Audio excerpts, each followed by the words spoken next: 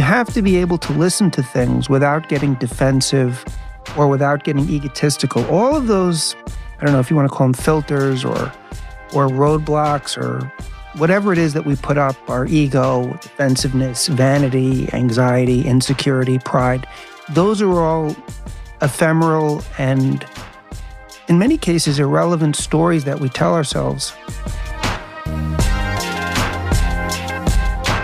Welcome to The Profitable Table, fed by Woolco Foods, the nation's first podcast devoted to the business and lifestyle of the hospitality industry. Now, here's your host, Woolco Foods CEO Steven Toboroff. Hello, everyone, and welcome to another episode of The Profitable Table, fed by Woolco Foods. I am your host, Steven Toboroff, and I had an interesting series of events occur over the past few days, which have led me to recording this episode. And basically, I was watching an interview with a very prominent athlete. Some would say he's the best of all time at his given sport. I don't want to mention the athlete's name because subconsciously it'll impact what people think about what's to come in the rest of the episode. But suffice it to say, it's someone who has undeniably had immense success in their given profession, their profession being sports. And as I was listening to the interview, what occurred to me is that so many of the attributes and behaviors and practices that he was describing had absolutely nothing to do with any proficiency in the sport that he played, and had everything to do with behaviors and habits and mindsets that are available to everybody. Myself, you, everybody that's out there. And the timing of it was perfect because I was reviewing certain goals and objectives that I've been working towards here at Woolco and in other aspects of my life. And so I took some time to think about the interview, think about that concept of what are the attributes and behaviors that are available to all of us that have an enormous impact in our success or the probability of our success that are available to us at this very moment to work on and get better at. And that's what led me to do this podcast. So the purpose of this podcast today is to share with you some insights that I've gained in thinking about this and share with you some of the information that I've come up with. And it's essentially 7 steps that I've identified. I'm sure there's others that I missed and would love to hear from you. If there's other sort of practices or habits that are available to all of us that are instrumental in us being successful and in achieving our objectives. And since this is primarily a business podcast, I think it's even more so because business is a competition. It's a 24/7 competition. And if we can identify things that we can tap into right now that are going to dramatically increase our probability of success, once we've identified them and once we agree that they will have an impact, there's really no excuse not to work to get better at them and adopt them into our daily lives. So let me get started with this. The first of the 7 attributes or actions that I wrote down is self-discipline. Self-discipline is available to anybody. What is self-discipline? Self-discipline pertains to what we eat. Self-discipline pertains to what we say to other people as well as ourselves. Self-discipline pertains to what we think. It is within our power to make decisions in every aspect of our life that I just listed. And the net result of that, of course, if we eat properly, if we exercise, if we speak properly to others and ourselves, we're going to find that those practices are going to have benefits for us. They're going to have benefits for all aspects of our life, but certainly they're going to have benefits for us as business leaders. And self-discipline, I heard someone describe it as really the ultimate form of self-love. So once we sort of get mindful and think about it and recognize there's no reason why anybody you think of, pick your favorite athlete, pick your favorite business person, your favorite historical figure, it doesn't matter. There's no difference between their ability to maximize their capacity for self-discipline and our capacity.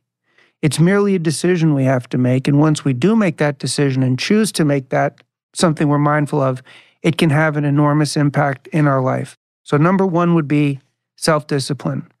Number 2 is effort. Every day in business, we're confronted with things that we know we're going to have to deal with, and sometimes things that come across our desk that we, have to deal with in that moment. How much effort do we put into the tasks that are in front of us? How much do we push ourselves to make the most and get the most out of every opportunity, every responsibility, every task? And the thing about effort that I think is really important, at least that I think about, is that something that has to be calibrated and worked on every day. The great thing about all 7 of these things that I'm going to list is they're things that we can practice and get better at every day. This isn't about snapping our fingers and getting perfect. It's certainly not about beating ourselves up when we're not living up to our ultimate potential right off the bat. The practice is to identify these things and get better at them. And effort is something that, again, doesn't matter who you are. Each of us can determine, say, hey, listen, when I go through my finances for the month, when I go through my budget for the month, when I have my staff meeting for the day, when I have my menu review or menu tasting, I'm going to give it every ounce of effort, concentration that I have. And that's something that we can commit to every day. Has nothing to do with ability, nothing to do with education or anything. It just has to do with a decision. The third thing is attitude. We get to choose the attitude that we bring with us into our business. And if we're the leader of our organization, and even if you're not a leader, everybody is kind of a leader, because if you're working with other people, you're going to impact other people. We get to decide if we're going to have a positive attitude or not. We all know what it is when we're around people that are negative, complaining, playing the victim, bitching, pointing fingers. And these are behaviors that nobody wants to be around. And sometimes if we're not mindful of it, we can fall into it. Conversely, if we take it a step further and say, I'm going to come into work today, I'm going to come into my business today and greet everybody in a positive way and contribute to things in a positive way, and to be a helpful and energetic and solution-oriented person, and we bring that attitude into our business, and as the leaders of our organization, we demonstrate that attitude, it's going to have a tremendous impact. And having the right attitude has absolutely nothing to do with, again, education, finances, background, expertise, ability, nothing. It's a decision we get to make. The fourth thing is, are we teachable? Are we the type of people that other people can come to us and give us information and we'll hear it, or are we defensive? This is kind of a derivative of attitude, but in a sense, it really isn't. I think if you're the leader of an organization, it is so important to be teachable, because the more information that you have, the more information that we have as leaders, the better job we can do in leading our organization. If we're constantly limited to just what we know or just what we think we know, we're going to have tremendous vulnerabilities and tremendous gaps in our knowledge and our ability. That's not something you want to do. You want to be somebody that is not only teachable, somebody who can be the type of person where they say, hey, Steve, I just want to let you know, I see that you're doing this when it comes to your customer service department. Can I give you a few ideas on how you can improve on that? Absolutely. Or I see how you're handling this aspect of product selection. I've got some ideas that I think could dramatically improve on this. If you're not teachable and you're defensive, two things are going to happen. One, people are not going to come to you anymore because they're going to say, I don't want to deal with that attitude. And you're going to lose out on all the incredible information that you would have gotten over the future because people don't want to deal with your attitude. And two, in the exact instant that someone is trying to show you something, you could lose out on a tremendous business opportunity or a tremendous opportunity to enhance what you're doing. So being teachable is important, and I would even take it a step further. You want to be someone that's eager to learn. Again, having the attitude of being teachable and desirous of learning, desirous of expanding your knowledge base, coming into situations instead of saying, oh, I know this, who's this person to say this to me, this is dumb. The better question is, what can I learn from this? Where is there information here that I can translate into what I'm doing? What can this person teach me? How is it that this person has achieved X with what they're doing, and I wanted to get X in what I'm doing? What can they teach me in that? You want to be an aggressive learner because that's ultimately going to be crucial in being effective in the leadership position. And as part of being teachable, you have to be humble. I think a lot of times people mistakenly view humility as weakness. I think a lot of times people feel, particularly when they're the leader, that they have to evince or demonstrate a sort of predictable, and I would even say vulgar, power. That's a mistake. Reality is, by being humble and by being approachable, you're going to find that people are going to give you information that they're not going to give you if you're arrogant, if you're dismissive, if you're allowing your ego to dictate your behavior and push people away. Not smart. You never know where a great insight or a great suggestion or a great piece of advice is going to come from. And if you're humble and you're receptive and you're teachable, you're going to get the benefit of that. And if you're not, you're going to be deprived of it. Again, nothing to do with ability, expertise, education, finances, all within our power. The fifth thing is being an active listener, and this is so important. This is something I've worked on and something that I see that a lot of people don't do. Especially when we're leaders, we want to do the talking, we want to be the ones dictating, we want to be the ones that are setting the tone, and in a sense, that's okay, since it's important in many cases. But it's also vital that we be active listeners, that when people are talking to us, we're not just going through the motion, waiting for our chance to speak, waiting for our chance to move on beyond from what they're saying. We want to be actively listening and processing and focusing on what is being said to us. Because when we listen to people, we're going to be giving ourselves insight, power, optionality, a lot of wonderful things that come just by being an active listener. In the case of a prospect, let's say you're trying to onboard a new customer, instead of determining what you want to say or just tuning them out until you get to speak, really listen to them. Let them share with you what their needs are, what their needs might be, where they're having difficulty. If it's an existing customer, if it's somebody that comes into your restaurant regularly and they want to talk to you because a dish that they ordered or a cocktail they ordered isn't up to their usual standard, actively listen. Don't just think, oh, this person's always complaining, or I don't want to hear this, or hey, what's the big deal?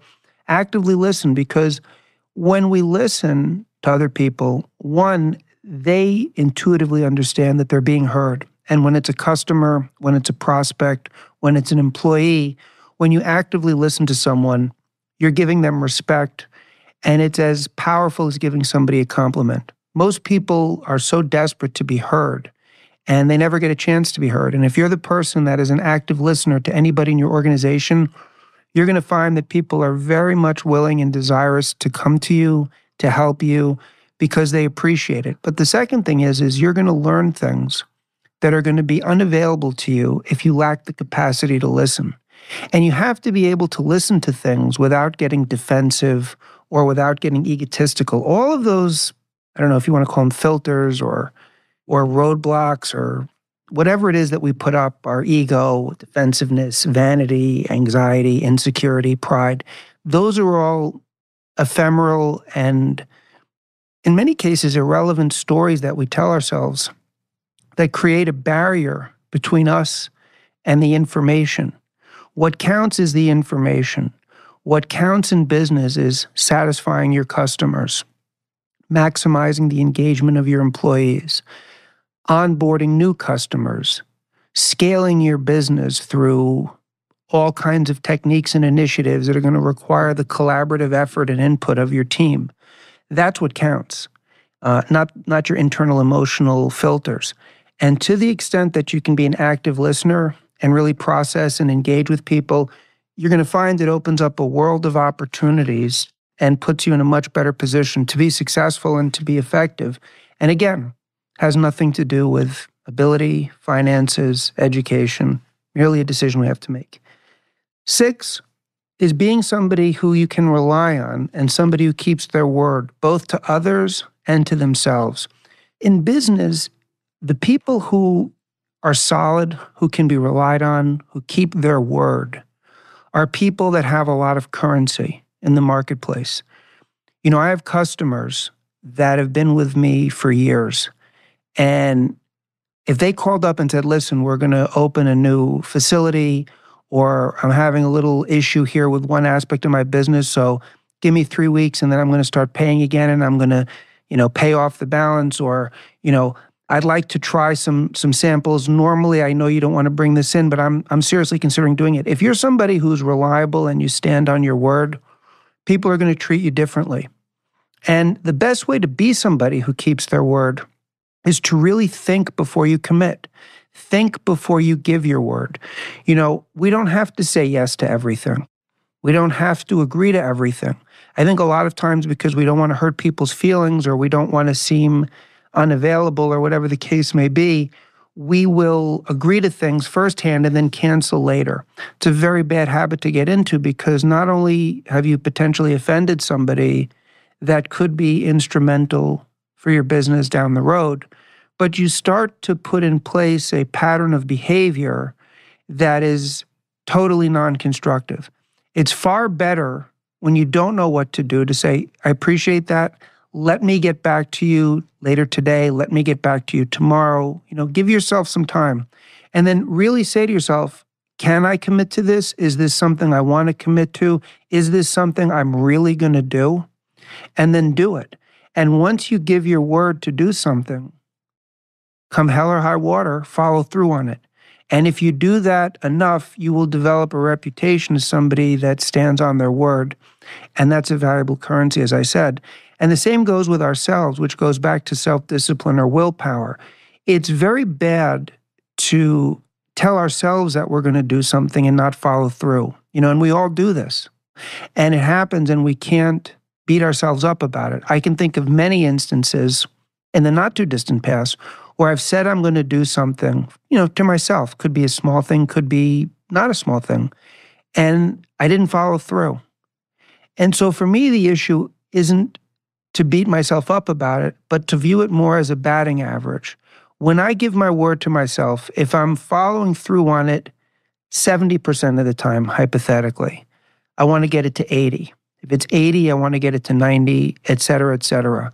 But what I don't want to do is become someone who gives their word to themselves, says I'm going to do something, and then don't do it, and just have that become commonplace and habit, because then you have no willpower.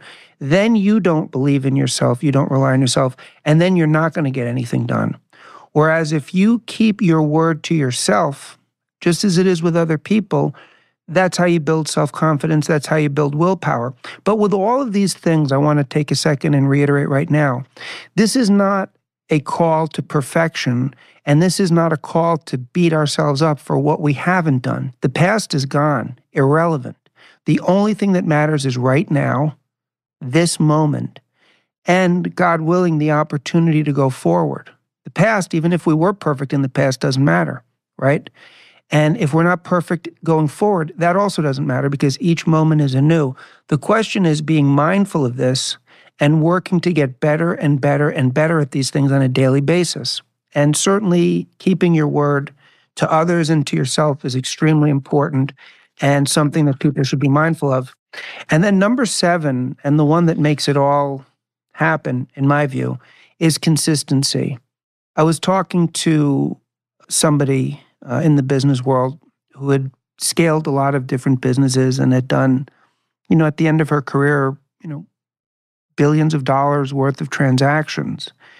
And she asked me, what do I think is my best attribute as a business leader, as an entrepreneur, as a CEO, what have you? And I thought about it, and I wanted to be very hard on myself, but I can honestly say that the one thing that I am and have been for a long time is consistent. And what I mean by consistency is showing up every day, whether it's in like the gym, running, work, parenting. There are some days we wake up, we had a phenomenal night's sleep, we feel fantastic, we're well rested, our vibe is great, and we go after it, and we kick ass, whatever it is we're doing. And then there are days you don't have a great night's sleep, you have an argument with your spouse, you get frustrated by something that goes wrong, you're tired, you're irritable. And if you're in a position of power, if you're a leader, if you have the ability to do what you want, you can just say, you know what, this is a bad day. It's my day. I'm just going to take off and go play golf or go shopping or take a break or do whatever you want to do. That's a 0. But if in the face of those setbacks, you show up and you do what you're supposed to do that day and you do it to the best of your ability, and the best of your ability that day is a 60% relative to 100% on your best day, 60% is better than 0. 70% is better than 0. But there's nothing that can replicate the cumulative benefit of consistently going after it. I am engaged with my business every day. I'm coming in every day. I'm thinking about it every day. I'm looking at my goals every day, and I'm working towards them. I'm not somebody that's big on, and I'm not telling other people what to do, but I do want to go a little deeper here into consistency, because of the 7, it's the one that as I say, I think has been my strength, and I think it's enabled me to, weather some of the challenges we've had to challenge in business and get to, whatever level of success we're at. But, I'm not big on vacations. I'm not big on relaxing. Anybody can work hard for a week or a month or a year, right? And then take it easy. Some people, they start something, they have a great idea, they're passionate about it, and then after 3 months, they meet some frustration and they take a 2-week vacation, or they take a month vacation, or they start, goofing off in the middle of the day. And every time you do that, you lose momentum. There are certain things here at Woolco that I haven't missed doing for years. And these things maybe take at most 15 minutes, but the cumulative benefit of never missing them, I'll give a very specific example. We extend credit to a lot of restaurants. That's called our accounts receivables. I don't think I've missed going over our accounts receivable run and meeting with our AR manager in years. I can't remember years. Every Sunday night, I have a meeting with our sales manager. No matter what, we have a call, we meet. In the rare instance where it couldn't be done on a Sunday, we did it that first thing Monday morning. Takes 15, 20 minutes. I don't know if each one of those meetings was impactful. Maybe they weren't. But the cumulative effect of doing it. So consistency to me means knowing what you have to do and going after it every day, and understanding that not every day is the same, but 50% is better than 0. 60% is better than 0. You don't want to start stacking up zeros. I don't think it works. I mean, you could have, as I said, somebody's super fired up, kicks ass for a month, then takes 2 weeks off. Well, then you come back, you don't get that cumulative benefit of consistency. So I think in whatever it is that we're working on, in business, in fitness, in education, relationships, pursuing it day in and day out to the best of our ability that day and being consistent over time yields the results. You hear people talk about this a lot. If you only work out when you feel like it, if you only work hard when you feel like it, if you only do what you're supposed to do when you feel like it and you give yourself a pass when you don't feel like it, how you feel means nothing. Just like ego, pride, vanity, anxiety, whatever, all of it. Those don't mean anything. Those are internal dynamics that only matter to us. And they only matter to us because in that moment, we give them credence. We can change our thoughts anytime we want to, right? That doesn't matter. But did I go through the accounts receivable run? Yes or no? Did I have the sales meeting? Yes or no? Did I go through the daily sales? Yes or no? Did I follow through on my to-do list for that day? Yes or no? Did I have the conversations that I said I was going to have? Yes or no? That's what counts in the real world. And maybe on a day when I have a great night's sleep, that conversation's going to go better than on another day, but so what? Maybe on a day when things are rocking and I'm just super motivated, I'm going to do a better job in a sales meeting than on a day when I'm not. So what? Showing up that day, getting something out of it, continuing the momentum forward. You cannot replicate that in any other way other than consistency. And again, consistency is just a decision.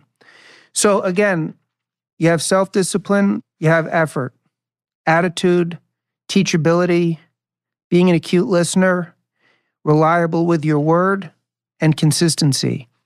Those 7 things have absolutely nothing whatsoever to do with ability, expertise, education, background, finances, none of it. They all have to do with making a decision on a daily basis to practice those dynamics, habits, behaviors, whatever you want to say. And I'm glad I did this podcast because it sort of refreshed my thinking on this. And it was incredibly inspiring because, we look at athletes, we look at musicians and these people, and they're put in front of us and they're famous and they have all of this stuff. But if we approach it in an analytical manner and we deconstruct what's in front of us, we can identify so many necessary behaviors and actions in the part of these people that we may respect that are as available to us as they are to them. There's nothing stopping me from being more self-disciplined than Tiger Woods. There's nothing stopping me from being more teachable than Tom Brady. There's nothing stopping me from being more consistent than Serena Williams. There's nothing stopping me from putting in more effort than Jeff Bezos. There's nothing stopping me from keeping my word better than Elon Musk. And the same with you. Those are just decisions. So that's an incredibly, I think, inspiring and refreshing way to look at things. I gave it some thought, and I just wanted to share it with you. Would love to know what you think. I always enjoy the part of this where it's a dialogue and people share with me emails or DMs and they give me thoughts. If there's other attributes or dynamics that people have beyond the 7 that I've listed here and discussed, would love to hear them. And any thoughts on this, if you agree, if you disagree, how you would elaborate it, would love to hear. So you can DM me on Instagram at Woolco Foods. You can email me my email address is steven@woolcofoods.com. And again, would love to hear from you and very much enjoyed sharing this. And I just hope everybody has an awesome, awesome day. Thank you for listening to The Profitable Table, fed by Woolco Foods. Please be sure to rate and review the show on Apple Podcasts or your favorite podcast app. And to learn more about Woolco Foods or Steven Toboroff, please visit us at Woolco.